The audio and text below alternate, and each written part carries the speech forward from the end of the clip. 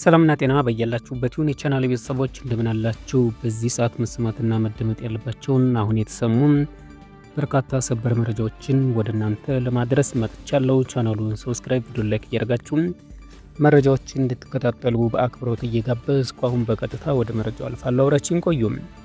በትግራይ ክልል በርካታ ከተሞች ሰላማዊ ሰልፍ እየተደረገ ነው። በመቀሌ፣ ሽሬ፣ አዲግራት፣ መኮኒም ሰላማዊ ሰልፎች እየተደረጉ መሆኑ ታውቋል። በሰልፎቹ ላይም የፌዴሬሽን ምክር ቤት ውሳኔን የሚቃወሙ መልእክቶች በስፋት ተላልፈዋል። የፌዴሬሽን ምክር ቤት ውሳኔን የሚቃወሙ ሰላማዊ ሰልፎች በተለያዩ የትግራይ ክልል ከተሞች እስከዚህ ሰዓት ድረስ እየተካሄዱ እንደሆነ የክልሉ ቴሌቪዥን እየዘገበ ይገኛል። የፌዴሬሽን ምክር ቤትና የኢትዮጵያ ብሔራዊ ምርጫ ቦርድ ውሳኔውን በመቃወም በዛሬው ዕለት በተለያዩ በትግራይ ክልል ከተሞች የተቃውሞ ሰልፎች እየተካሄዱ መሆናቸውን ትግራይ ቲቪ ዘግቧል።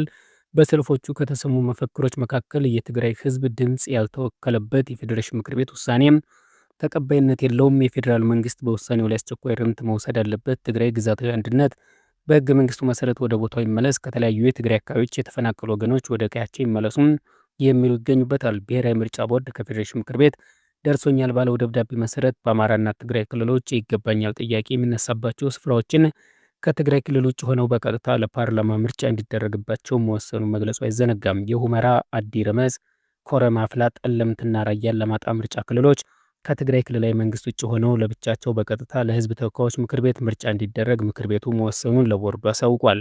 የክልሉ ምክር ቤት ምርጫው በአካባቢዎች ላይ የተነሳውን ይገባኛል ውዝግብ በህገ መንግስት ውሳኔ ሲፈታ መቼ ጊዜ ተመርጦ ወደፊት እንዲካሄድ መወሰኑንም እንዲሁ ምክር ቤቱ አሳውቋል። ይህንም ተከትሎ እንደ ስምረት፣ ሳልሳይ ወያነ ትግራይ፣ ባይቶና አረና ያሉ ፓርቲዎች በጽኑ ሲያወግዙት፣ እንደ አብን፣ አህዴን ያሉ ፓርቲዎች የወልቃይት ጠገዴ የአማራ ማንነት አስመላሽ ኮሚቴ በአንጻሩ ድጋፋቸውንም ቸረውታል። ስምረት በፕሬዝዳንቱ ጌታቸው ረዳ በኩል ውሳኔውን በፍርድ ቤት ማሳገዱ ማስታወቁም ይታወሳል።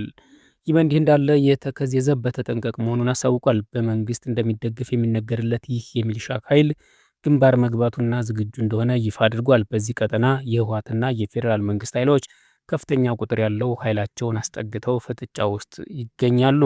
ይህ በእንዲህ እንዳለ የወልቃይት ጠገዴ ዞን ምክትል አስተዳዳሪና የጸጥታ ዘርፍ ኃላፊ ኮሎኔል ደመቀ ዘውዱ ህወሓት ለጦርነት ሰፊ ዝግጅት እያደረገ መሆኑንና ጀነራል ታደሰ ወረደም ለዚህ የሚሆን መመሪያ መስጠታቸውን ገልጸዋል። ኮሎኔል ደመቀ ትናንት ለብልጽግና ፓርቲ በተዘጋጀ የድጋፍ መድረክ ላይ ባደረጉት ንግግር ህወሓት አሁንም ለጦርነት ዝግጅት እያደረገ እንደሚገኝ አስታውቀዋል። በተለይም ጀነራል ታደሰ ወረደ ከእያንዳንዱ ወረዳ 2000 ተማሪዎችና የመንግስት ሰራተኞች ለጦርነት እንዲሰለፉ መመሪያ መስጠታቸውን እንደሚያውቁ በግልጽ ተናግረዋል። ሆኖም ይህን መመሪያም ተቀብሎ መሰለፍ አለመሰለፍ የትግራይ ወጣቶች ውሳኔ መሆኑን ኮሎኔል ደመቀ ጠቁመዋል። የፌዴሬሽን ምክር ቤት የቅርብ ጊዜ ውሳኔ ልክ እንደ ባልና ሚስት የቃል ፍቺ ያመሳሰሉት ኃላፊው ከዚህ ቀጥሎ የንብረት ፍቺ ይቀረናል ብለዋል። ይህ ማለት በትግሉ ሂደት ለሞቱ ሰዎችና ለተፈናቀሉ ወገኖች ህወሓት ካሳ መክፈል እንዳለበት ያመላክቱ ሲሆን ወደፊትም በጉዳዩ ላይ ተጠያቂነት እንደሚኖር አሳስበዋል። በተጨማሪም ከፌዴራል መንግስት ጋር ተጠግተው ህወሓት ጸረ ዲሞክራሲ ነው ሲሉ የነበሩ የትግራይ ፖለቲከኞች አሁንም የትግራይ ጉዳይ ሲነሳ ከህወሓት ጋር ማበራቸው ሆድ ያባውን ብቅል ያወጣዋል በማለት ተችተዋቸዋል። ወደሚቀጥለው መረጃችን ስናልፍ በቆቦ ከተማ ሰኞ ገበያ በክልሉ ሚሊሻዎችና በማህበረሰቡ መካከል ግጭት መቀስቀሱ ተሰምቷል። እንደተነገረው ግጭቱ የተነሳው ሚሊሻዎች በአትክልት ተራ ተብሎ በሚጠራው አካባቢ ድንገተኛ ተኩስ መክፈታቸውና በዚህ ምክንያትም ንጹሐን ሰዎች መጎዳታቸውን ተከትሎ መሆኑ ታውቋል። በተከሰተው ግጭት ውስጥም ከማህበረሰቡ በተጨማሪ አንዳንድ የሚሊሻ አባላት መጎዳታቸውና መሞታቸው ተጠቁሟል። ይህ አይነት ግጭት በህዝብ መካከል ፍርሃትን፣ ውጥረትን ያመጣል ተብሏል። በአካባቢው ባለስልጣናት ጉዳዩን በጥልቀት በመመርመር እውነታውን እንዲያብራሩና ተጠያቂነትን በህግ ፊት እንዲያቀርቡ ጥሪ ቀርቧል። እንዲሁም ማህበረሰቡ ሰላሙን በመጠበቅ ከተጨማሪ ግጭት እንዲቆጠብ ተጠይቋል። በመጨረሻም ዶክተር ደሳለኝ ጫኔ በከፍተኛ ፍርድ ቤት ክስ መሰረቱ።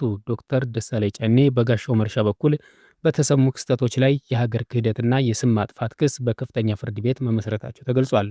እንደተገለጸው ዶክተር ደሳለኝ በተለያዩ ሚዲያዎች የተሰራጨና ስማቸውን የሚጎዱ ተብለው የተጠቀሱ ዘገባዎችን በተለይም ከቢቢሲ ጋር የተያያዙ መረጃዎችን በማጣቀስ በህግ ጠበቃቸው በኩል ክስ እንደመሰረቱ ታውቋል።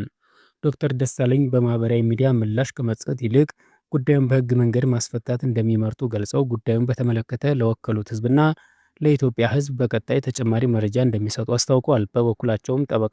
ጠበቃቸው በበኩላቸው በዓለም አቀፍ ሚዲያ የተሰራጨው መረጃ የደንበኛችንን ስምና ክብር የሚጎዱ መሆናቸውን ጠቅሰው ጉዳዩ በፍርድ ቤት እንዲወሰን እርምጃ መወሰዱን ገልጸዋል። ክቡራትና ክቡራን የቻናል ቤተሰቦች ለሰዓቱ የነበረኝ አጭር መረጃ ይመስል ነበር።